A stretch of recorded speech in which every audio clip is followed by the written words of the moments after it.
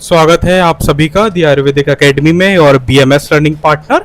आज से जो है हम शल्य तंत्र की लेक्चर सीरीज को शुरू करने जा रहे हैं, जिसमें आज हमारा कौन सा है, शल्य पेपर 2 का चैप्टर नंबर 1। आज हम शल्य पेपर 1 का जो है चैप्टर नंबर 1 कवर करेंगे, जो हमारा एक बेसिक इंट्रोडक्शन वाला चैप्टर है कि शल्य तंत्र क्या होता है, इसके अंदर जो शल्य है उसको उसका मतलब एक्चुअली में क्या है, साथ ही में जो अपनी शल्य है यानी जो शल्य तंत्र का क्रमिक विकास यानी सर्जरी का क्रमिक विकास है, क्रोनोलॉजिकल डेवलपमेंट क्या है।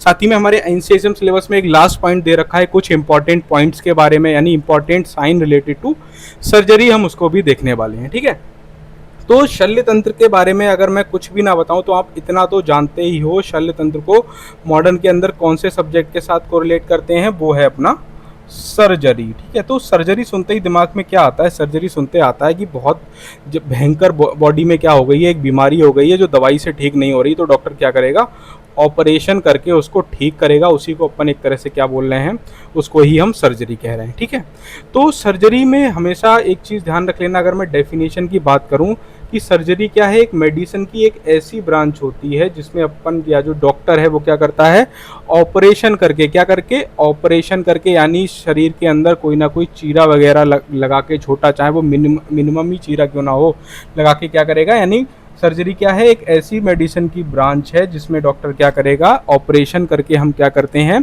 किसी डिजीज़ को, ठीक है, किसी इंजरी को, या कोई डिफॉर्मिटी हो सकती है या कोई भी एबनॉर्मल कंडीशन हो सकती है, उसको अपन क्या क्या कर सकते हैं, उसके डायग्नोसिस के लिए, उसके ट्रीटमेंट के लिए और उसके प्रिवेंशन के लिए इसका अपन उपयोग करते हैं। समझ गए? तो सर्जरी क्या है, सर्जरी एक मेडिसिन की ऐसी ब्रांच है जिसमें क्या है, ऑपरेशन करके हम डिजीज़ को, इंजरी को या कोई एबनॉर्मल कंडीशन को अपन डायग्नोस कर सकते हैं, उसको ट्रीट भी कर सकते हैं, उसको प्रिवेंट भी कर सकते हैं।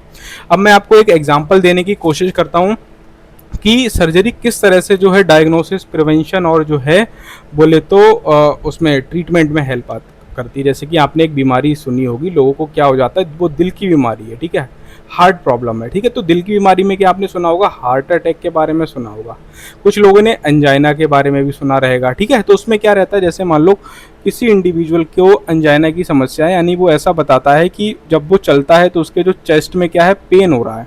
ठीक है, तो ऐसा हो सकता है कि उसकी जो हार्ट की नसें हैं, यानी जो क्या होती हैं, हार्ट में कई सारी जो है जो है आर्टरीज वगैरह रहती हैं। ठीक है, तो उसमें क्या हो सकता है कि ब्लॉकेज डेवलप हो रहा हो धीरे धीरे।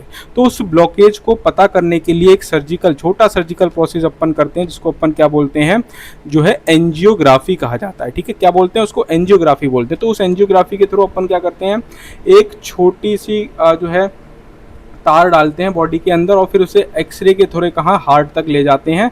फिर वहाँ पे एक्सरे के थ्रू अपन चेक करते हैं कि बॉडी के जो हार्ट है उसके अंदर ब्लॉकेज कितना है, कि बहुत ज़्यादा ब्लॉकेज तो नहीं है, क्या हम उसे फर्दर क्या प्लानिंग करनी चाहिए। समझ गए? तो एक तो ये बात हो गई कि ये डायग्नोसिस बनाने में हेल्प करेगी कि बॉडी के अंदर कितना क्या है, ब्लॉकेज वगैरह डेवलप है। ठीक है, अब बात आती है ट्रीटमेंट के लिए किस तरह से काम करेगा। जैसे ट्रीटमेंट के तो बहुत सारे ऑप्शन है, जैसे किडनी के अंदर स्टोन हो जाता है तो उसको रिमूव किया जाता है, गॉल ब्लैडर के अंदर स्टोन हो जाता है, कोई एबनॉर्मल मास डेवलप हो जा रहा है, तो इन सबको क्या अपन ट्रीट करने के लिए सर्जिकल प्रोसेस करेंगे। साथ ही में हार्ट अटैक आ जाता है तब भी अपन क्या करते हैं, एक एंजियोप्लास्टी करते हैं, जिसके क्या करते हैं, हार्ट में छल्ला डालते हैं। ठीक है, तो इसको कई सारे ऑप्शन है। साथ ही प्रिवेंशन के लिए भी हम क्या कर सकते हैं, सर्जरी का उपयोग कर सकते हैं। जैसे कि मान लो किसी को एंजाइना था, ठीक है, अब एंजाइना को अगर आप ट्रीट नहीं करोगे या आप ये नहीं जानोगे कि कितना ब्लॉकेज है, क्या कैसी समस्या है, तो वो फ्यूचर में हार्ट अटैक कर सकता है। ठीक है, तो अपन एंजियोग्राफी की तरह क्या कर सकते हैं, हम फ्यूचर क्या प्लानिंग भी कर सकते हैं। जैसे एंजाइना से हार्ट अटैक ना हो तो उससे पहले ही हम क्या करेंगे, उसे बाईपास सर्जरी की सलाह दे देंगे या हम उसे एंजियोप्लास्टी की सलाह देंगे। समझ गए? तो सर्जरी के बारे में मुझे लगता है आपको आइडिया लग गया होगा। सर्जरी क्या है, एक मेडिसिन की ऐसी ब्रांच है जिसमें क्या करते हैं, ऑपरेशन करके हम क्या करते हैं, किसी पर्टिकुलर डिजीज़ को जो है या एबनॉर्मलिटी है या इंजरी है उसको क्या कर सकते हैं, ट्रीट भी कर सकते हैं, प्रिवेंट भी कर सकते हैं। समझ गए? इतनी बात हो गई। अब बात आती है अपनी आयुर्वेद के ऊपर। आयुर्वेद में देखो, शल्य तंत्र में दो सबसे बहुत इंपॉर्टेंट टर्मिनोलॉजीज होती हैं, एक है अपना शल्य और एक है शल्य तंत्र।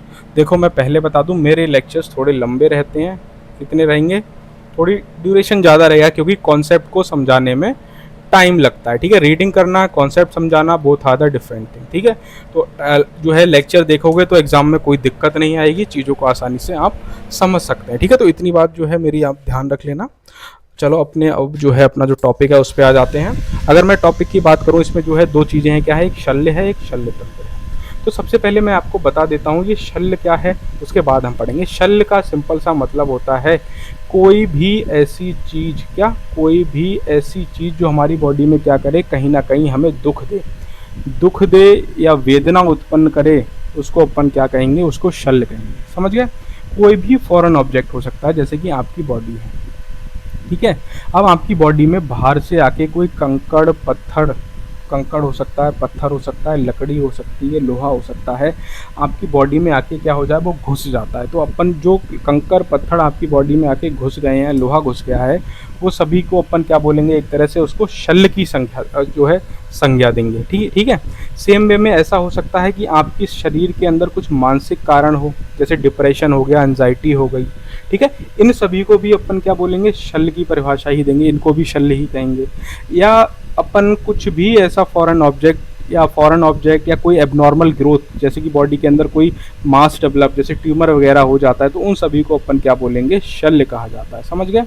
शल्य का सिंपल सा मतलब है कोई भी ऐसी वस्तु, कोई भी ऐसी चीज़ जो आपके शरीर में क्या हो रहा हो, दुख दे रहा हो। ठीक है। अब कोई भी चीज़ आपके शरीर में दुख दे रही है, वेदना दे रही है, चाहे वो बढ़े हुए दोष हो, मल हो, वो भी हो सकता है, कोई स्थावर जांगम यानी कि कोई प्लांट वेस्ट पॉइजन हो सकता है, आर्टिफिशियल सब्सटेंस हो सकता है, जो हमारी बॉडी में किसी भी प्रकार की विकृति उत्पन्न कर सकता है, उसको एक तरह से अपन शल्य बोलेंगे। ठीक है, इतनी बात ध्यान रख लेना। अब ये जो विकृतियां उत्पन्न हो रही हैं, जो ऑब्जेक्ट्स हमारे शरीर में क्या कर रहे हैं, वेदना उत्पन्न कर रहे हैं या हमें दुख दे रहे हैं, उनके निवारण का वर्णन जिस शास्त्र में हो, उसको ही अपन एक तरह से क्या बोलते हैं, उसे शल्य तंत्र कहते हैं। समझ गए इसको? ये तो मैं आपको जस्ट कॉमन आइडिया दे रहा हूँ कि क्या क्या है। यानी शल्य क्या है, कोई भी फॉरेन ऑब्जेक्ट जो हमारे शरीर में दुख दे, या कोई भी एबनॉर्मल ग्रोथ, कोई भी abnormality that can cause any type of pain, और बोले तो कोई भी समस्या कर सके, वो शल्य है। उसके निवारण का वर्णन, यानी उसका निवारण कैसे होगा, उसको ठीक कैसे किया जाएगा, जिसके बारे में, यानी उसके बारे में जिस शास्त्र में वर्णन किया जाता है, उसको ही अपन क्या बोलते हैं, उसको शल्य तंत्र बोलते हैं। ठीक है। तो ये दो बातें आपको जो है समझ लेना। अब सबसे पहली इंपॉर्टेंट बात आती है, मैं आपको शल्य के बारे में बता देता हूँ। ठीक है। ये व्युत्पत्ति निरुक्ति ये नहीं ध्यान रखना है, ये जो है डायरेक्ट क्या है, शल्य की परिभाषा है। ठीक है, इतनी बात ध्यान रख लेना। अब सबसे पहला क्या लिखा है, मन शरीर बाधा कारणि शल्यानि, यानी कि ये छोटी सी है, ठीक है, लेकिन एग्जामिनर आपसे कौन सी डेफिनेशन पूछेगा शल्य की, देखो दो तरह से जो है आपसे वाइवा में क्वेश्चन पूछे जा सकते हैं। सबसे पहला तो क्वेश्चन यही बनता है कि जो है अगर सबसे सरल पेपर बनाना होगा तो क्या पूछेंगे कि शल्य की परिभाषा लिखो, और शल्य तंत्र की परिभाषा 5 नंबर में पूछी जाएगी। अगर आपसे शल्य की परिभाषा पूछे तो आपको हमेशा ये वाली परिभाषा लिखनी है, कौन सी, अति प्रवर्धम मल दोषजम व शरीरीणाम स्थावर जांगा नाम यत किंचिद बाधा कारम शरीर तत्सर्व में प्रवदंती शल्यम। यानी कि इसमें क्या है, ये आचार्य डल्लड़ की है, इन्होंने क्या बोला है कि अति प्रवर्धम यानी अति मात्रा में, अतिशय बड़े हुए दोष हो सकते हैं, या मलों के कारण, ठीक है, किस किस के कारण जो शरीर में दुख उत्पन्न हो सकती है, कष्ट उत्पन्न हो सकता है, या तो अतिशय बड़े हुए दोष हो, या मल के कारण, या फिर कोई स्थावर यानी कि पेड़ पौधा या जांगम के कारण शरीर में जो कोई भी कष्ट पहुंचाने वाला तत्व हो, उसे अपन क्या कहेंगे, उसे शल्य कहते हैं। समझ गए? यानी कि बड़े हुए दोष के कारण, स्थावर जांगम के कारण अगर शरीर में कोई भी कष्ट आदि उत्पन्न हो रहा है, तो उसको अपन क्या बोलेंगे, शल्य की संज्ञा देंगे। ठीक है। साथ ही में और क्या बोला है, मन शरीर बाधा कारणी शल्यानि। देखो कुछ याद ना रहे तो ये तो एटलीस्ट बोलना ही है, ये शल्य की परिभाषा। ठीक है। यानी कि जो शरीर और मन क्या करता हो, यानी जो शरीर में और मन में क्या करे, कष्ट पहुंचाए, उसी को अपन क्या बोलते हैं, उसी को शल्य कहते हैं। अब शारीरिक शल्य क्या हो सकते हैं, यानी कोई फॉरेन ऑब्जेक्ट कैसे हो सकते हैं, यानी जैसे कि शारीरिक शल्य की बात करें, क्या, कांटा आपकी बॉडी में घुस के आपकी हड्डी टूट गई, आपकी बॉडी में कोई मवाद यानी पस फॉर्मेशन हो गया। कुछ मानसिक शल्य भी हो सकते हैं, जैसे कि शोक, चिंता, इनमें दोनों चीज़ें जो है शामिल होती है। इसीलिए बोला है मन और शरीर को बाधा पहुंचाने का कोई भी साधन को अपन क्या बोलेंगे, शल्य। ठीक है, ये तो शल्य की बात हो गई। तो समझ गए, शल्य बोले तो क्या, ऐसी कोई भी चीज़ जो हमारे मन और शरीर में बाधा पहुंचाए या कष्ट पहुंचाए, उसको क्या है, वो शल्य है। सिंपल सा मतलब है। अब बात आती है शल्य तंत्र की परिभाषा, बहुत ही इंपॉर्टेंट है। अगर शल्य की परिभाषा ये है, शल्य तंत्र, यानी शल्य तंत्र क्या है, एक सब्जेक्ट है, एक शस्त्र जो है, शास्त्र है हमारा। ठीक है। उसकी परिभाषा क्या बोली है, तत्र शल्यनाम विविध तृण काष्ठ पाषाण पांशु लोह लोष्ट अस्थि बाल नख पीयूषराव दुष्ट वर्ण अंत गर्भ शल्य उदाहरणार्थ यंत्र शस्त्र छार अग्नि प्राणिधान वर्ण विनश्चात। यानी कि इसमें क्या बोला है, शल्य किसको बोलेंगे, तत्र शल्य नाम, यानी कि जिसमें क्या क्या है, क्या क्या बोल सकते हैं, यानी कि जिसमें क्या है, जिसमें नाना प्रकार यानी अलग अलग प्रकार के तृण हो सकते हैं, यानी कोई तिनका हो सकता है, कोई लकड़ी हो सकती है, कोई पाषाण पत्थर हो सकता है, धूल हो सकती है, लौह धातु हो सकती है, लोस्ट यानी मिट्टी के ढेले हो सकते हैं, अस्थि बाल नख पीयूष श्राव या कोई दुष्ट वर्ण हो सकता है, या अंत गर्भ, ये सब क्या है, ये सभी एक प्रकार के शल्य हैं। आदि कष्ट देने वाले शल्यों को शरीर से बाहर निकालने की विधियों का वर्णन जिसमें किया गया हो, तथा उसमें प्रयुक्त होने वाले जितने भी अन्य यंत्र शस्त्र छार अग्नि के प्रयोग का या उसकी चिकित्सा के बारे में जिस शास्त्र में वर्णन किया जाता है उसको अपन क्या बोलते हैं, उसको शल्य तंत्र बोलते हैं। देखो सिंपल सा मतलब है, शल्य तंत्र की परिभाषा में श्लोक तो रटना ही रटना है, ठीक है। साथ ही में इसमें हमें इतना ध्यान रख लेना है कि जिस शास्त्र में अनेक प्रकार के शल्य से निवारण या उनसे छुटकारा पाने का वर्णन किया गया हो, साथ ही में उसके अंदर कुछ यंत्र शस्त्र छार अग्नि आदि जैसे जो है प्रयोग है, या जो बोले तो जो है प्रोसीजर्स का जिसके अंदर वर्णन किया जाता है, उसको ही अपन क्या बोलेंगे, उसको सर्जरी कहेंगे, ठीक है। अगर कुछ ध्यान ना रहे तो ठीक है। ये तो जो है बेसिक डेफिनेशन हो गई जो हमें लिखनी ही पड़ेगी एग्जाम के अंदर, समझ गया। ये थोड़ी लंबी है कि जैसे आपको ध्यान रहेगा तो क्या लिख दोगे कि शल्य वह शास्त्र है, यानी शल्य तंत्र क्या है, वह शास्त्र है जिसमें अनेक प्रकार के तृण काष्ठ पाषाण पांशु हो सकता है, पीयूष श्राव हो सकता है, बॉडी के अंदर मरा हुआ गर्भ हो सकता है, या आदि कोई भी कष्ट देने वाली चीज़ है उनको शरीर से बाहर निकालने की विधियों का जिसमें वर्णन किया गया हो, तथा इसमें प्रयुक्त होने वाले जो भी यंत्र शस्त्र छार के प्रयोग एवं व्रणों के निदान व चिकित्सा का जिसमें विशिष्ट वर्णन किया गया हो, उसी को अपन क्या बोलेंगे, उसको शल्य बोलेंगे, ठीक है। थोड़ा जो है मुझे लगता है 7-8 मिनट मैंने आपको दो चीज़ें ही पढ़ा दी, ठीक है। तो दोनों बातें आपकी क्लियर हो गई, शल्य तंत्र की परिभाषा और शल्य भी, तो अभी आप भूलोगे नहीं। तो शल्य तंत्र क्या है, शल्य तंत्र एक ऐसा शास्त्र है जिसके अंदर क्या है, अनेक प्रकार के शल्यों से जो है निपटने या उनसे छुटकारा पाने, यानी जो भी कष्ट देने वाली चीज़ें हैं बॉडी में उनसे क्या है, उससे छुटकारा पाने के बारे में उसके अंदर वर्णन किया गया होगा। साथ ही में जो है यंत्र शस्त्र छार अग्नि और जो है व्रण आदि के निदान एवं चिकित्सा के बारे में भी उसमें वर्णन होगा, उसी को अपन शल्य तंत्र कहते हैं। अब क्वेश्चन आता है कि शल्य तंत्र की प्रधानता क्या है, इंपॉर्टेंस क्या है शल्य तंत्र की, ठीक है। सबसे पहली तो इम्पॉर्टेंट यही है कि आशु क्रिया करणात, यानी कि क्या है, इमीडिएट एक्शन है, यानी शल्य तंत्र के द्वारा हम किसी भी बीमारी से तुरंत छुटकारा पा सकते हैं। जैसे कि किसी को किडनी स्टोन था, गॉल ब्लैडर स्टोन था, जिसको बहुत ज़्यादा पेन हो रहा है, ठीक है। अब वो अगर दवाई खाएगा, समन चिकित्सा करेगा, तो क्या है, उससे ठीक होने में बहुत ज़्यादा टाइम लग सकता है, और ठीक हो या ना हो इसका अपन के पास कोई पक्का सबूत नहीं है, ठीक है। वहीं पे अगर हम उसकी सर्जरी परफॉर्म कर देंगे तो क्या हो, उसे इमीडिएट एक्शन होगा, यानी उसे तुरंत जो है छुटकारा मिल जाएगा उस पर्टिकुलर बीमारी से। ये क्या दर्शाता है, ये शल्य तंत्र की प्रधानता दर्शाता है, समझ गए। यानी शल्य कर्म के माध्यम से क्या कर सकते हैं, कोई अर्बुद है यानी कोई ट्यूमर है, कोई एबनॉर्मल ग्रोथ है, अर्श हो गया यानी पाइल्स और आस्मरी जैसे रोगों में तुरंत आराम मिलता है, जबकि औषधियों से ठीक होने में इन्हें क्या हो सकता है, लंबा समय लग सकता है, ठीक है। और क्या है इसके अंदर, यंत्र शस्त्र छार अग्नि प्रणिधानता, यानी कि इसके अंदर क्या है, यंत्र शस्त्र छार अग्नि आदि जैसे स्पेसिफिक टूल्स एंड प्रोसीजर्स का भी वर्णन किया गया है, जो क्या करते हैं, जो इस चिकित्सा को बहुत ज़्यादा प्रभावी बनाने का कार्य करते हैं, समझ गए। यानी कि इस तंत्र में यंत्र शस्त्र छार अग्नि कर्म जैसे प्रभावी उपकरणों का उपयोग किया जाता है, जो अन्य चिकित्सा में क्या करता है भैया, लाभ करता है शरीर के लिए, समझ गए। समझ गए। अब बात आती है सर्व संत सामान्यता, यानी कि इसका मतलब क्या है, सर्वतंत्र सामान्यता का मतलब है यूनिवर्सल एप्लीकेबिलिटी है, यानी कि सर्जरी की जो एप्लीकेबिलिटी है वो क्या है, यूनिवर्सल है, उसका अपन हर जगह उपयोग कर सकते हैं, समझ गए। यानी कि शल्य तंत्र में अन्य सभी आयुर्वेदिक शास्त्रों के सिद्धांत का और विशेषताएं कैसी रहती हैं, समाहित रहती हैं, जो उसे एक सर्वव्यापी चिकित्सा बनाती हैं, समझ गए। तो एक तो इमीडिएट एक्शन हो गया, और साथ ही में इसके अंदर कुछ स्पेसिफिक टूल्स एंड प्रोसीजर्स का वर्णन होता है जो इसे और ज़्यादा क्या बनाती हैं, प्रभावी बनाने का कार्य करती हैं, और इसकी यूनिवर्सल एप्लीकेबिलिटी है। समझ गए। और क्या बोला है, तदिम शाश्वतम पुण्यम स्वर्ग यशस्यम आयुष्यम प्रति करंचति, यानी कि इसमें क्या बोला है, ये आपके लिए जो है क्या देने वाला है, शाश्वतम पुण्य, शाश्वत यानी मोक्ष देने वाला है, पुण्य देने वाला है, यश देने वाला है, आयुष्य देने वाला है।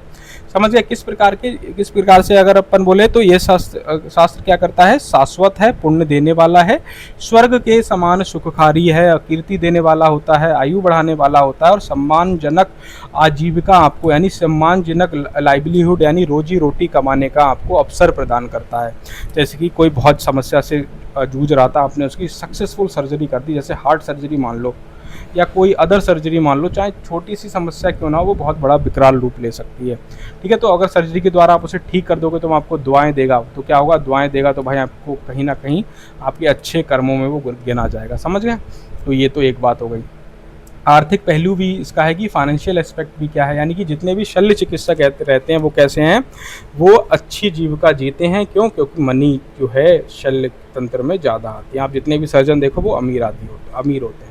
तो ये इसकी एक इम्पोर्टेंस है। शल्य चिकित्सा में चिकित्सक को विशेष पुरुषार्थ और शल्य कर्म के बदले क्या है, उचित जो सैलरी वगैरह है वो क्या है, उसको मिलती है। ये क्या है, आजीविका के लिए सर्वोत्तम है। और ठीक है, और एक इसकी इंटीग्रेटिव ट्रेडिशन भी है इसका, जैसे कि इसमें विभिन्न चिकित्सा प्रणालियों और प्रायोगिक अभ्यासों का क्या है, उत्कृष्ट समन्वय है, यानी कि एक तरह से इंटीग्रेशन इसमें बना हुआ है अलग अलग चीज़ों से। ठीक समझ गए।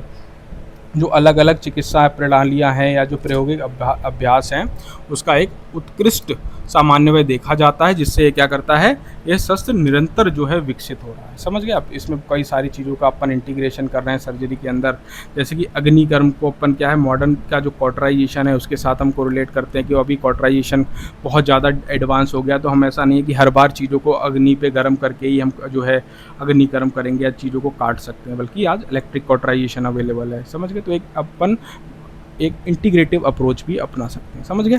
साथ ही में एक क्वेश्चन बनता है कि शल्य चिकित्सक के गुण लिखो। इंपॉर्टेंट है, कई बार पूछा जा सकता है। समझ गए। तो ये क्या है, ये है अपने शल्य चिकित्सक के गुण। इसमें क्या क्या, इसमें एक जो है मैं बोलूँ जो है एक श्लोक आता है जो हमें याद करना है। इसको अपन क्या बोलते हैं, जैसे कि मैंने यहाँ पे लिख भी रखा है कि क्या है।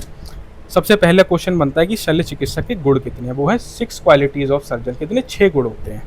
क्या है? शौर्यम आशु क्रिया, शस्त्र तक्षण आस्वेद अवेपतु। समझ गए। क्या है? आस्वेद वेपतु है, ध्यान रखना, स्वेद नहीं है, यानी उसे पसीना नहीं आना चाहिए सर्जरी करते समय। वेपतु बोले तो क्या है, उसके एक तरह से हाथ वगैरह नहीं कांपने चाहिए। शौर्य यानी वो शौर्यवान होना चाहिए। ठीक है। और क्या है? असमोहस वैदस्य शस्त्र कर्माणी शस्यते, यानी कि इसमें क्या बोला गया है, सबसे पहले श्लोक याद करना है। शौर्यम अशुक्रिया शस्त्र तैक्ष अश्वेद वेपथु असमोहस वैदस्य शस्त्र कर्माणी शस्यते, यानी कि इसका मतलब क्या है, ये क्या दर्शाता है, निडरता। यानी कि सबसे पहला शल्य चिकित्सक सर्जन का डर जो है गुण होना चाहिए निडरता और साहस से भरा हो। समझ गए। यानी शौर्य होना चाहिए, जैसे कि शल्य कर्म करते समय मन में किसी भी प्रकार का भय उत्पन्न ना हो। तीव्र आशुक्रिया, आशुक्रिया बोले तो क्या है, उसे एक तरह से तीव्र निर्णय व कार्यशीलता, यानी कि चीरा लगाने, टाका लगाने या अन्य कोई भी शल्य की क्रिया करने में उसको क्या हो भैया, इमीडिएट एक्शन होना चाहिए, यानी वो बहुत जल्द काम करने की उसके अंदर कैपेबिलिटी होनी चाहिए। यानी एक तो आशुक्रिया यानी कि स्पीड से और सटीकता से वो काम कर सके। समझ गया। और क्या है? उत्कृष्ट कौशल व तीक्ष्णता, यानी शस्त्र के साथ वह क्या होना चाहिए भैया, शस्त्र आदि का उसे उचित रूप से ज्ञान होना चाहिए। शस्त्र तक्षण्यम, यानी कि शल्य चिकित्सक के हाथों में दक्षता होना तथा प्रयुक्त होने वाले शस्त्रों की धार का सही एवं तीक्ष्ण होना बहुत आवश्यक है। यानी कि क्या है, एक तो उसके अंदर कौशल तो होना चाहिए, यानी उसे शास्त्र का ज्ञान होना चाहिए, और शस्त्र जो उसके हाथ में यंत्र शस्त्र हैं वो कैसे हों, वो जो धार वगैरह हो जो है कैसे होने चाहिए, बहुत ज़्यादा तीक्ष्ण होनी चाहिए। क्योंकि बॉडी में अगर हमें कोई छेदन भेदन की प्रक्रिया करनी है, अगर जो शस्त्र आदि हैं वो कैसे होंगे, और उसके अंदर प्रॉपर अगर अपन धार नहीं लगाएंगे तो बॉडी कटेगी कैसे। समझ गए। तो शौर्यम अशुक्रिया शस्त्र तक्षण्यम, दूसरा है अपना आश्वेद अवेपथु। समझ गए। क्या है, आश्वेद, यानी कि अत्यधिक गंभीर एवं आपातकालीन जो स्थिति रहती है, जो सर्जरी वगैरह कर रहा है उसमें क्या है, उसे पसीना नहीं आना चाहिए। अब ये पथू पतले तो क्या, चीरा या इंसिजन लगाते समय उसके जो है कंपन यानी हाथ में क्या हो, कपकपाहट ना हो, और क्या है, असम हो, यानी कि शल्यकर्म के विभिन्न चरणों का सही ज्ञान तथा अत्यधिक रक्त या विकृति देखकर क्या है भाई, ऐसा ना हो वो भ्रमित या जो है बेहोश नहीं होना चाहिए। समझ गए? तो शौर्यवान होना चाहिए, आशु क्रिया होनी चाहिए, शक्ष तक्षण आश्वेद अभयपतु व शमोश, ये क्या है, यानी ये है शल्य चिकित्सक के गुण। ठीक है, अब मेरा क्वेश्चन आपसे आता है कि मॉडर्न क्या कहता है कि मॉडर्न के अंदर जो है कौन कौन से जो है गुण बेसिकली होते हैं एक जो है सर्जन के, कोई बता सकता है? अगर मैं उसकी बात करूं, उसमें भी क्या है, कुछ बोला गया है कि उसकी कैसी होनी चाहिए, लेडी फिंगर होनी चाहिए। एक मिनट रुको यार, थोड़ा पानी पी लेता हूँ।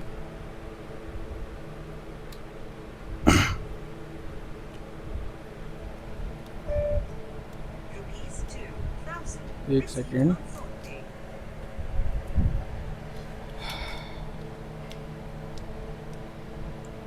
हाँ चलो यार, अपन अब शुरू करते हैं। ठीक है, तो 6 क्वालिटी जो है अपनी जो है क्लियर हो गई, जो हमें आयुर्वेद के हिसाब से पता होनी चाहिए, और मॉडर्न के हिसाब से भी इसकी अलग अलग क्वालिटीज़ रहती हैं। ठीक है, तो मैं आपसे ये उम्मीद करूँगा कि उसको आप एक बार कमेंट सेक्शन में लिखो, जो कि किसने बोली हैं, जो हमारे मॉडर्न ने बोली। सबसे पहला मैं आपको बताता हूँ क्या है। एक तो अपना जो मैंने आपको बता दिया कि क्या है, दैट इज़ लेडी हार्ट। क्या है, सॉरी, लेडी फिंगर, यानी कि जो औरत का हाथ रहता है वो कैसा है भाई, बहुत प्रिसीजन से काम करता है। तो सर्जन की कैसी होनी चाहिए, लेडी फिंगर होनी चाहिए। साथ ही में लॉयंस, यानी कि क्या बोला गया है, लॉयन हार्ट, यानी उसका दिल कैसा हो भाई, शेर के समान उसका दिल होना चाहिए। समझ गए? तो ये कुछ जो है क्वालिटी है जो हमारा क्या है, मॉडर्न सब्जेक्ट जो है, यानी मॉडर्न सर्जरी में अगर अपन कोई पूछे कि क्या क्वालिटीज़ रहती हैं एक सर्जन की, तो जो है हमें ये लिख कर आना है। ठीक है, तो इतनी बात हमें ध्यान रख लेनी है। अब आगे अपन बढ़ते हैं, वो है अपना क्या है, शल्य चिकित्सा का क्रमिक विकास। अब बात आती है कि शल्य चिकित्सा के हमने गुण भी पढ़ लिए, अब हम देख लेते हैं इसका डेवलपमेंट कैसा। आपको ही पता है जो हमारी क्या है शल्य तंत्र था, वो कैसा हो गया था, एक तरह से गायब हो गया। तो वो गायब हो गया इन द सेंस, जब पुराने टाइम में क्या होगा, शल्य तंत्र हमारा बहुत ज़्यादा विकसित होगा और हमारे जो वैद्य वगैरह होंगे वो उसका उपयोग करते होंगे। लेकिन धीरे धीरे हमने देखा कि जो शल्य तंत्र है उसका एक डिक्लाइन फेस आ गया। क्यों आ गया? क्योंकि हमारे पास जो संज्ञाहरण है, यानी कि दैट इज एनेस्थीसिया का प्रॉपर जो है क्या है, डेवलपमेंट नहीं हो सकता। क्योंकि ज़्यादातर सर्जरीज हम बिना एनेस्थीसिया के ही करते थे। अब बिना एनेस्थीसिया के कोई सर्जरी करोगे तो वेदना बहुत ज़्यादा जो है होती है बॉडी में, है ना। तो जैसे जैसे एनेस्थीसिया मॉडर्न सर्जरीज में आया, तो उसके बाद क्या है, मॉडर्न वे में हम सर्जरीज को परफॉर्म करने लगे, तो वहीं पर आयुर्वेद जो है काफ़ी पीछे रह गया इसमें। ठीक है, तो हम देख लेते हैं कि क्रोनोलॉजिकल डेवलपमेंट क्या क्या है। जो शल्य चिकित्सा का इतिहास जो है केवल आधुनिक उपकरणों का विकास नहीं है, बल्कि यह मानव सभ्यता का क्या दर्शाता है, यानी कि यह मानव सभ्यता, वैज्ञानिक क्रांतियां और जो तकनीकी प्रगति को क्या की एक तरह से क्या है, एक अद्भुत यात्रा है। ठीक है, क्या क्या है, यानी कि शल्य चिकित्सा जो है अपनी क्या है, केवल कोई आधुनिक उपकरणों का विकास नहीं है कि आज अच्छी अच्छी मशीन्स हैं तभी हम मानेंगे कि सर्जरी हमारी सक्सेसफुल हो पा रही है, बल्कि ये क्या है, एक विकास है जो धीरे धीरे हमने आज हासिल किया है चिकित्सा जो है शल्य के फील्ड में। ठीक है, अगर अपन प्राचीन काल की बात करें तो क्या बोला गया है इसमें, जो है शल्य चिकित्सा का जो प्रारंभिक काल था, ये क्या है, ये प्राचीन काल है। इसमें हमने टाइम फ्रेम भी दे रखा है। ठीक है, जहाँ चिकित्सा को धार्मिक विश्वास और प्रारंभिक जो है शारीरिक परीक्षणों जो है के साथ मिलाया जाता है। समझ गए एक तरह से, यानी कि जो भी जो हमारे over the way of observations रहे हैं उनके बेस पे हमने क्या करा है, सर्जरी को डिफाइन करने का काम किया था पुराने टाइम में। ठीक है, प्राचीन काल में। इसमें क्या है, इसमें मिस्र की शल्य चिकित्सा के बारे में वर्णन देखने को मिलता है, जैसे कि जो भी हमारी मम्मियों और जो है पेपराइज का के हमें प्रमाण जो है देखने को मिलते हैं। आपको भी पता, मिस्र यानी इजिप्ट वगैरह में जो मम्मियाँ रहती हैं, जिनको अपन जो है मरने के बाद क्या करते थे, उसको लपेट के हम जो है दफना देते थे। तो अगर आजकल हम उनमें खोल के देखते हैं या जो हमें पुरानी मम्मियाज मिलती हैं, तो हमें ये पता चलता है कि पुराने समय में भी सर्जरीज होती थी कि उनकी हड्डियाँ टूटी हैं, तो उसमें कई बार हमें प्लेट्स वगैरह लगी हुई मिल जाती हैं, कुछ जबड़ों पे प्लेट्स लगी हुई मिलती हैं। अगर आप कोई डिस्कवरी देखोगे तो वहाँ से आपको अंदाज़ा लग जाएगा। ठीक है, तो क्या है, मिस्र शल्य चिकित्सा के बारे में भी देखने को मिलता है। इसमें क्या बोला गया है, इसमें एडविन स्मिथ पेपराइज से पता चलता है कि वे घावों की सिलाई, फ्रैक्चर प्रबंध और जितने भी मवाद निकालना और ट्रेपनेशन यानी कि खोपड़ी में छेद जो है करते थे। यानी कि जो पुराने समय की मम्मियाँ मिलती हैं उससे हमें क्या पता चलता है, उससे एक तरह से ये पता चलता है कि पुराने लोग यानी जो मिस्र चिकित्सा की शल्य चिकित्सा थी उस समय के लोग भी क्या करते थे, वुंड की सूचरिंग करते थे, फ्रैक्चर का जो हो जाता था उसका भी जो है प्रबंध करते थे, उसको जोड़ने का कार्य करते थे। अगर कहीं मवाद भर जाता है तो क्या है, उसको ड्रेनेज वगैरह भी करते। तो ये तो पुरानी बात हो गई, ठीक है। साथ ही में प्राचीन भारत की अगर अपन बात करें तो इसमें महर्षि सुश्रुत है। तो सुश्रुत तो भाई एक प्रधान शल्य चिकित्सा का ग्रंथ है, ठीक है, फादर ऑफ सर्जरी कहा जाता है। इन्होंने क्या है अपने ऐतिहासिक ग्रंथ जो सुश्रुत संहिता में जो है 300 से अधिक क्या बोला है, जो है शल्य क्रियाओं का वर्णन किया है। इन्होंने कई तरह के यंत्र और शस्त्रों का भी वर्णन किया है, समझ गए। और क्या बोला है, इनका प्रमुख योगदान क्या है, इन्होंने जो है राइनोप्लास्टी यानी नेशनल जो रिकंस्ट्रक्शन की सर्जरी इन्होंने परफॉर्म करी है पहले टाइम पे, सभी को पता है अपने आयुर्वेद के बारे में। मोतियाबिंद का ऑपरेशन भी का भी वर्णन किया गया है, ट्यूमर के एक्सीजन के बारे में भी बताया है, और आश्मरी निकालने के बारे में भी हमें क्या है वर्णन देखने को मिलता है, कहाँ, सुश्रुत संहिता में। साथ ही में इन्होंने शव विच्छेदन यानी एनाटॉमिकल डाइसेक्शन ऑफ जो कैडावर रहते हैं उसका ऊपर भी इन्होंने क्या दिया है, विशेष बल दिया है, समझ गया। तो सबसे पहला काल कौन सा आता है, प्राचीन काल। प्राचीन काल में हमें क्या देखने को मिलता है, इसके हमें क्या क्या जो है शल्य की जो है देखने को मिलते हैं। एक तो हमें देखने को मिलता है मिस्र की शल्य चिकित्सा, साथ ही में प्राचीन भारत में हमें क्या देखने को मिलता है, महर्षि सुश्रुत का जो है एक तरह से ग्रंथ जो है हमारे पास अवेलेबल है। और ग्रीक और रोमन में क्या देखने को मिलता है, ग्रीक और रोमन में हमें जो है रोमन काल में जो है हिप्पोक्रेट और जो है गैलेन सबके बारे में वर्णन है कि हिप्पोक्रेट ने क्या है नैदानिक अवलोकन यानी कि बोले तो एक ऐसा क्लिनिकल ऑब्जर्वेशन और आचार संहिता यानी हिप्पोक्रेट ओथ दी, लेकिन शल्य क्रम से वह क्या रहे, बचते रहे, समझ गए। यानी कि वो क्लिनिकल ऑब्जर्वेशन वगैरह करते थे, लेकिन वो उनकी अप्रोच कैसी होती थी, बेसिकली मेडिसिनल अप्रोच होती थी, समझ गए। सर्जिकल अप्रोच उस समय इतनी डेवलप नहीं थी। लेकिन जो गैलेन थे उन्होंने क्या करा, उन्होंने शरीर रचना विज्ञान यानी एनाटॉमी का वर्णन किया, लेकिन यह मुख्यतः पशुओं के विच्छेदन पर आधारित था। यानी कि वह क्या करते थे, जो अपने एनिमल्स वगैरह थे उनका ही डाइसेक्शन वगैरह करते थे, ठीक है। और इस्लामिक स्वर्ग युग यानी जो है अल जहारबी इस समय भी कुछ ना कुछ जो है इसका जो है शल्य कर्म का वर्णन देखने को मिलता है। जैसे कि इन्होंने किताब अल तशरीफ में क्या नामक जो है 300 खंडों का जो है चिकित्सा विश्वकोश लिखा, जिसमें क्या है 200 से अधिक इन्होंने शल्य चिकित्सा उपकरणों का सचित्र वर्णन किया है। और रक्त श्राव यानी हीमोस्टेसिस, कॉटराइजेशन तथा फ्रैक्चर प्रबंध जैसी तकनीक जो है इन्होंने विकसित की, ठीक है। अब देखो यार, इनसे सबसे जो है अच्छा ग्रंथ अगर मैं बोलूँगा प्राचीन काल में तो वो सर्जरी के पॉइंट ऑफ व्यू से अपना सुश्रुत जी का जो है दैट इज सुश्रुत संहिता ही है। इसीलिए उसको आज ज़्यादातर हम क्या एक वैलिड ग्रंथ मानते हैं in the field of surgery, ठीक है। ये तो बात हो गई प्राचीन काल की, ठीक है। तो देखो अगर आपसे कोई क्रमिक विकास बोले तो हमें 4 कालों का खंडन करना है। सबसे पहला प्राचीन काल, जिसमें हमें मिस्र का थोड़ा वर्णन कर देना है, और प्राचीन जो है अपना सुश्रुत संहिता का, ठीक है। उसके बाद है पुनः जागरण काल, ठीक है। पुनः जागरण काल में क्या है, इस काल को साइंटिफिक रीबर्थ ऑफ एनाटॉमी कहा जाता है। इसमें जो पुरानी जो रूढ़ियों को तोड़कर मानव शरीर का प्रत्यक्ष अध्ययन शुरू किया। क्यों? क्योंकि पुरानी जो चिकित्साएं वगैरह हैं वो थोड़ी कैसी हैं, धार्मिक होती थी और वो थोड़ी ऑब्जर्वेशनल रहती थी, ठीक है। लेकिन उनका जो जैसे जो हमारे सुश्रुत जी हैं उन्होंने ज़्यादातर बल तो दिया है जो हमारा जो है ह्यूमन डाइसेक्शन पे, लेकिन वो उतने सटीक नहीं होते थे, ठीक है। कई बार आपने देखा होगा कि बोन जो हैं, बोन का प्रॉपर उन्होंने डिफ्रेंशिएशन नहीं किया है, ठीक है। कई जो कार्टिलेज वगैरह जो हैं उनको भी कुछ लोग जो है बोन के अंदर सुश्रुत जी ने गिन लिया है, ठीक है। तो आगे आगे जैसे जैसे डेवलपमेंट होता है तो चीज़ें और ज़्यादा अच्छी होती चली जाती है। तो दूसरा काल कौन से आया, पुनः जागरण काल, ठीक है। इसमें क्या है, इसको साइंटिफिक रीबर्थ ऑफ एनाटॉमी बोला जाता है। इसमें जो पुरानी रूढ़ियाँ हैं या जो मिसकंसेप्शन है उनको तोड़कर जो है शरीर का प्रत्यक्ष अध्ययन जो है शुरू किया, ठीक है। इसमें कौन से आए, इसमें एक साइंटिस्ट आए अपने का एंट्रियस वेसिलस। इन्होंने क्या करा, इन्होंने 1553 में क्रांतिकारी पुस्तक डी ह्यूमनी कॉर्पोरस फैब्रिका लिखी। इन्होंने स्वयं मानव शवों का विच्छेदन किया और ग्लेन की कई गलत अवधारणाओं को प्रमाणित कर शरीर विज्ञान जो है यानी एनाटॉमी वगैरह में उन्होंने क्या करा, सुधार किया, समझ गए। यानी जो ग्लेन है उन्होंने सब क्या करा, प्राचीन काल में सबसे पहले किसने देखा, जैसे कि देख पा रहे हो, ठीक है। ग्रीक और रोमन काल में जो है इन्होंने, ग्लेन ने इसका जो है शरीर रचना वगैरह का वर्णन किया। तो उन्होंने जब दोबारा से इसको जो है अपनी जो किताब लिखी डी ह्यूमन कॉर्पोरस फैब्रिका में, तो उन्होंने क्या करा भाई, जो भी मिसकंसेप्शन वगैरह थे, जो भी गलत अवधारणाएं थी, उनको तोड़कर उसमें क्या ठीक किया, ठीक है। और क्या करा, और दूसरे साइंटिस्ट आए अपने एम्ब्रॉयस पैरे, ठीक है। इन्होंने क्या, इन्हें जो है father of modern surgical techniques भी कहा जाता है। इन्होंने युद्ध के दौरान घावों को जलाने के लिए उबलते तेल के स्थान पर कोमल उपचार का प्रयोग किया। रक्तस्राव रोकने के लिए इन्होंने क्या है, कॉटराइजेशन के बजाय इन्होंने क्या करा, लाइगेचर्स का उपयोग करा, यानी कि उसे बांधना ज़्यादा उचित समझता। देखो यार, आपको ही पता है, अगर बॉडी के अंदर कहीं पे भी ब्लड बह रहा हो तो सबसे अच्छा ऐसा बोला जाता है कि कॉटराइजेशन का उपयोग करो। कॉटराइजेशन क्या है, यानी एक तरह से अग्निकर्म। अगर किसी जगह आप वहाँ पे अग्निकर्म कर दोगे तो ब्लड फ्लो है जो तुरंत रुक जाता है, ठीक है।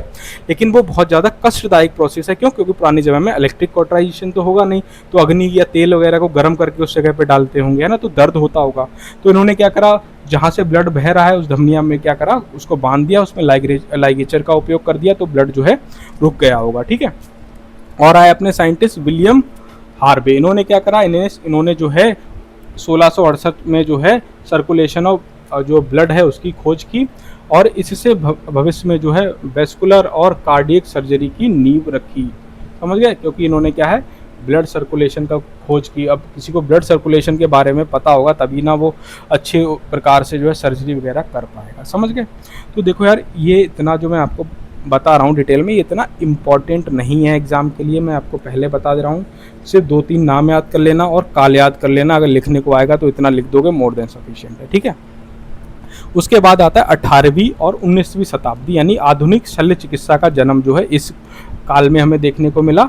इस काल से पहले जितने भी सर्जरी केवल कैसी होती थी, तीव्र गति और दर्द सहन की क्षमता पर निर्भर करती थी, यानी कि कौन सा इंडिविजुअल कितनी दर्द सहन कर सकता है उस पर ही ये चीज़ें निर्भर करती होंगी इस काल से पहले। लेकिन इस युग में 2 महान क्रांतियां हुई जिन्होंने शल्य चिकित्सा का क्या बोल दिया भाई, चेहरा बदल दिया। सबसे पहला हुआ संज्ञाहरण, यानी एनेस्थीसिया की खोज हुई। अब जब एनेस्थीसिया की खोज हुई तो सर्जरी को अपन कितना लंबा कर सकते थे, ठीक है। अब मान लो अगर किसी को दर्द हो रहा होगा तो हम क्या करेंगे, उस सर्जरी को 5 मिनट में ख़त्म करने की कोशिश करेंगे कि ज़्यादा दर्द ना हो। 5 मिनट में सर्जरी उचित रूप से हो पाएगी, सक्सेसफुल हो पाएगी, इसकी क्या गारंटी है ना। तो इसीलिए बोला है कि इससे पहले जितनी भी सर्जरी क्या होती थी, तीव्र गति से होती थी, और क्या है जो है अपनी दर्द सहन करने की क्षमता पर निर्भर करती थी। लेकिन इस काल में क्या है, 2 महान क्रांतियों में, एक तो संज्ञाहरण यानी एनेस्थीसिया की खोज हुई 1846 में। William T.G.. मार्टन ने शल्य चिकित्सा में पहली बार सार्वजनिक रूप से जो है ईथर का जो है एनेस्थीसिया के रूप में सफल प्रयोग किया। सबसे पहले किसका किया गया, ईथर का जो है इन्होंने एनेस्थीसिया के रूप में सफल प्रयोग किया। समझ गए? उसके बाद उन्होंने क्या है, 1847 में जेम्स सिम्पसन ने क्या करा, क्लोरोफॉर्म की खोज की। इससे क्या है, मरीज को जो है बिना दर्द के लंबे समय और जटिल ऑपरेशन करना संभव हुआ, क्योंकि क्लोरोफॉर्म डालते ही वो क्या है, एक तरह से अनकॉन्शियस हो जाता था। शल्यकर्म चिकित्सा जो है सुरक्षित और सटीक हो गई। समझ गए? उसके बाद आया एंटीसेप्टिक रिवॉल्यूशन, ठीक है। ये 2 रिवॉल्यूशन बहुत ज़रूरी है। क्यों? क्योंकि एंटीसेप्टिक क्यों ज़रूरी है, क्योंकि इसके बाद मान लो कोई सर्जरी की तो सर्जिकल साइट इन्फेक्शन होने का बहुत ज़्यादा चांस रहता है। अगर सर्जिकल साइट इन्फेक्शन हो जाएगा तो क्या है, कई सारी जो है बीमारियां डेवलप हो सकती हैं। वो घाव हो सकता है, वहाँ पे पस फॉर्मेशन हो सकता है, ठीक है। अगर एंटीसेप्टिक रिवॉल्यूशन आया, कब आया, 1867 में। कौन? जोसेफ लिस्टर ने क्या करा, घाव और शल्य उपकरणों को रोगाणु मुक्त करने के लिए जो है कार्बोलिक एसिड का प्रयोग किया। और क्या है, यह जो है लुई पाश्चार यानी जर्म थ्योरी पर आधारित है। इन्होंने क्या, कार्बोलिक एसिड के द्वारा जितने भी उपकरण वगैरह थे उनको क्या करा, उसका स्टरलाइजेशन एक तरह से शुरू कर दिया। समझ गए? और क्या है, सेमेलवाइस ने क्या है, इन्होंने जो है प्रसव बुखार यानी दैट इज प्यूपेरल फीवर को रोकने के लिए डॉक्टरों के लिए हाथ धोना जो है अनिवार्य कर दिया। समझ गए? यानी कि इस पर्टिकुलर एंटीसेप्टिक रिवॉल्यूशन ने क्या करा, that is surgical site infection होने के चांस कम कर दिए होंगे। समझ गए? क्योंकि अब मान लो कोई एक टूल है, एक टूल हमने क्या करा, एक पेशेंट था उस पर ट्रीट किया, लेकिन हमने क्या करा, उस टूल को दोबारा से एंटीसेप्टिक कंडीशन या उसे स्टरलाइज नहीं किया। तो ऐसा हो सकता था जो नेक्स्ट जो हम सर्जरी वगैरह करेंगे तो उसमें क्या हो सकता है भाई, समस्याएं उत्पन्न हो सकती है। समझ गए? तो ये तो बात हो गई एंटीसेप्टिक क्रांति की। अब बात आती है लाभ क्या है, ऑपरेशन के बाद जो है होने वाले संक्रमण एवं मृत्यु दर में कैसी हो गई, भारी कमी आई। और क्या है, 20वीं शताब्दी विशिष्टता तकनीक का हमें जो है 20वीं सेंचुरी में विस्तार देखने को मिला है। समझ गए। इस काल में सर्जरी अलग अलग सुपर स्पेशलिटी विभागों में विभाजित हो गई। आजकल आपको ही पता है कुछ जनरल सर्जरी होती हैं, ठीक है, न्यूरो सर्जरी का अलग विभाग हो गया, ठीक है, नेफ्रोलॉजी का एक अलग विभाग हो गया, है ना। तो इसको क्या है, हमने जो है डॉक्टरों को एक एक जो है सुपर स्पेशलिटी विभागों में विभाजित कर दिया, जिससे क्या है, जिसके जो है एक्यूरेसी ऑफ सर्जरी जो है और ज़्यादा बढ़ सके। समझ गए। 20वीं शताब्दी की मुख्य खोज क्या है, सर्जिकल स्पेशलाइजेशन देखने को मिला, जैसे कि न्यूरो सर्जरी हो गई, प्लास्टिक सर्जरी हो गई या ऑन्को सर्जरी हो गई, यानी कैंसर वगैरह की जो सर्जरीज हो गई। उसके बाद एंटीबायोटिक और रक्त, यानी कि इसमें क्या है, पेनिसिलिन की खोज हो गई 1928 में, जिसके बाद क्या है, और जो है जितने भी इन्फेक्शन होते थे उनका चांस और कम हो गया। समझ गए। वर्ल्ड वार 2 में जो ब्लड बैंक और जो है ट्रांसफ्यूजन प्रोटोकॉल वगैरह डेवलप हो गए, और अंग प्रत्यारोपण जो है 1954 से शुरू हो गया, और हार्ट ट्रांसप्लांट जो है हमें क्या है 1967 में देखने को मिला। ठीक है। उसके बाद जो है डायग्नोस्टिक विकास भी हुआ। 1950 के दशक में एक्सरे, अल्ट्रासाउंड, सिटी, एमआरआई आदि की शुरुआत हो गई।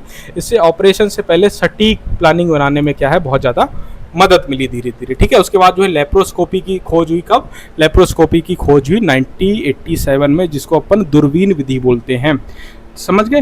पहली बार क्या है, दूरबीन विधि से पित्त की थैली जो है निकाली गई, यानी लेप्रोस्कोपिक कोलिसिस्टेक्टोमी की गई 1987 में, यानी जो पित्त की थैली में जो पथरी रहती है उसको इसके द्वारा निकाला गया। इससे क्या है, इसे मिनिमली इन्वेजिव सर्जरी कहा जाता है। इससे दर्द कम होता है, रिकवरी जो है तेज रहती है। आजकल जितनी भी जनरल सर्जरी हैं, चाहे वो हर्नियोरेफी हो गया, चाहे कोलिसिस्टेक्टोमी हो गया, ये सब क्या है अपन लेप्रोस्कोपी से ही परफॉर्म करने की कोशिश करते हैं। ठीक है। उसके बाद आया अपना 21वीं शताब्दी आ गई, दैट इज़ डिजिटल रोबोटिक और जेनेटिक युग आ गया। अब आजकल आपको भी पता है कि जेनेटिक सर्जरी प्रेजेंट है। ठीक है। एआई, नेविगेशन और एआर का उपयोग किया जाता है, यानी आर्टिफिशियल इंटेलिजेंस आधारित डायग्नोस्टिक एंड सर्जिकल प्लानिंग आजकल होती है। न्यूरो सर्जरी और ऑर्थोपेडिक में अपन 3D इमेजिंग देख सकते हैं, नेविगेशन गाइडेंस का अपन प्राप्त कर सकते हैं। समझ गए। और धीरे धीरे क्या है, बिना चीरे की प्रक्रिया भी शुरू हो रही है। समझ गए। तो ये क्या है, ये एक तरह से विकास दर्शाता है। तो हमें क्या ध्यान रख लेना है, हमें ध्यान रख लेना है प्राचीन काल में हमें ध्यान रख लेना है महर्षि सुश्रुत जी थे, जिन्होंने क्या है, जिन्होंने बुनियादी प्लास्टिक सर्जरी, शव विच्छेदन और जितने भी यंत्र शस्त्र आदि का जो है इन्होंने वर्णन किया था। उसके बाद पुनः जागरण काल आया, जिसमें क्या है, एंड्रियस वेसिलस आए, जिन्होंने क्या करा, सटीक मानव शरीर रचना विज्ञान यानी एनाटॉमी का थोड़ा वर्णन किया। उसके बाद 19वीं सदी आई, जिसमें विलियम मॉर्टिन, जोसेफ लिस्टर जैसे ने क्या करा, एक तरह से दर्द राहत यानी एनेस्थीसिया, संज्ञाहरण और इन्फेक्शन मुक्त सर्जरी के बारे में उन्होंने डिटेल दी। उसके बाद 20वीं सदी आई, जिसमें क्या है, organ transplant, antibiotic, laparoscopic surgeries वगैरह का क्या हुआ, उद्भव हुआ। उसके बाद 21वीं सदी आ गई। 21वीं सदी में हमें क्या देखने को मिला, हमें देखने को मिला डॉक्टर विची रोबोट वगैरह मैंने क्या करा, एक तरह रोबोटिक्स और एआई जेनेटिक्स का ये काल हमें देखने को मिला। ठीक है। अब अपन देख लेते हैं कि स्पेशल साइंस, दैट इज अगर मैं बोलूँ तो ये इंसेशन सिलेबस का आपको यूनिट 1 का लास्ट पॉइंट है, जिसमें क्या दे रखा है, special signs and symptoms pertaining to surgery. Pertaining to surgery बोले तो रिलेटेड टू सर्जरी, यानी सर्जरी से रिलेटेड क्या स्पेशल साइंस एंड सिम्टम्स होते हैं उसके बारे में हमें पढ़ना है। देखो यार, यहाँ से एमसीक्यू बन सकता है, 100% एमसीक्यू बन सकता है। एआईपीजीटी के अंदर कई सारे यहाँ से क्वेश्चन बन जाते हैं। ठीक है। क्योंकि ये कुछ इंपॉर्टेंट साइन एंड सिम्टम है जो हमें स्पेसिफिकली कुछ जो एसोसिएटेड कंडीशंस होती है उनके अंदर देखने को मिलता है। ठीक है। इनकी जो डिटेल है क्या होता है, इनको हम आगे पढ़ेंगे जब इन बीमारियों को पढ़ने वाले हैं। आज सिर्फ जो है हम इनका नाम जान लेते हैं, क्या क्या इनका नाम होता है और कौन सी बीमारी में देखने को मिलते हैं। देखो, सबसे पहला साइन आता है मर्फी साइन। ठीक है। तो ये जो मर्फी साइन है किसमें देखने को मिलता है, एक्यूट कोलिसिस्टाइटिस। कोलिसिस्टाइटिस बोले तो इन्फ्लेमेशन ऑफ गॉल ब्लैडर, यानी गॉल ब्लैडर का किसी को इन्फ्लेमेशन होता है तो अपने को क्या देखने को मिलता है, मर्फी साइन। इसमें क्या करते हैं, इसमें जो है पेशेंट को अपन क्या करेंगे, ये जो पेशेंट है इसको सुपाइन पोजीशन में लिटा देते हैं। लिटाए देने के बाद मान लो इसकी एक क्लेविकल है, इसके पास एक मिड क्लेविकुलर लाइन खींचते हैं और उसके बाद क्या करते हैं, पेशेंट को जो है इसका जो गॉल ब्लैडर है उसको पालपेट करते हैं। उसे क्या बोलेंगे, सबसे पहले एक सांस लो अंदर जो है डीप ब्रीथ लेने को बोलेंगे। और जैसे ही पेशेंट क्या करेगा, डीप ब्रीथ लेगा, तो उसका जो गॉल ब्लैडर है वो थोड़ा नीचे आ जाता है, जिसकी वजह से जब पर्टिकुलर डॉक्टर जब यहाँ पे पालपेट कर रहा होता है तो उससे जो गॉल ब्लैडर है वो क्या हो जाता है, फील हो जाता है। इसी को अपन बोलते हैं मर्फी साइन कैसा है, पॉजिटिव है। समझ गए। अब बात आती है मैकबर्नी पॉइंट जो है टेंडरनेस। मैकबर्नी के बारे में सभी को पता रहता है, फर्स्ट ईयर में ये हमने पढ़ा होता है। ठीक है, ये किस में देखने को मिलता है, एक्यूट अपेंडिसाइटिस में। ठीक है, दूसरा है अपना रॉब्सिंग साइंस, जो किस में देखने को मिलता है, दैट इज ये भी एक्यूट अपेंडिसाइटिस में देखने को मिलता है। श्वास साइन जो है किस में देखने को मिलता है, दैट इज रेट्रोसीलर अपेंडिसाइटिस में। देखो यार, ये जब अपेंडिसाइटिस पढ़ेंगे ना तो सभी में अपन क्या है, इनके चीज़ों को पढ़ेंगे। रॉसविन साइन को अपन किस तरह से डिटेक्ट करते हैं कि किस पोजीशन में लिटाते हैं।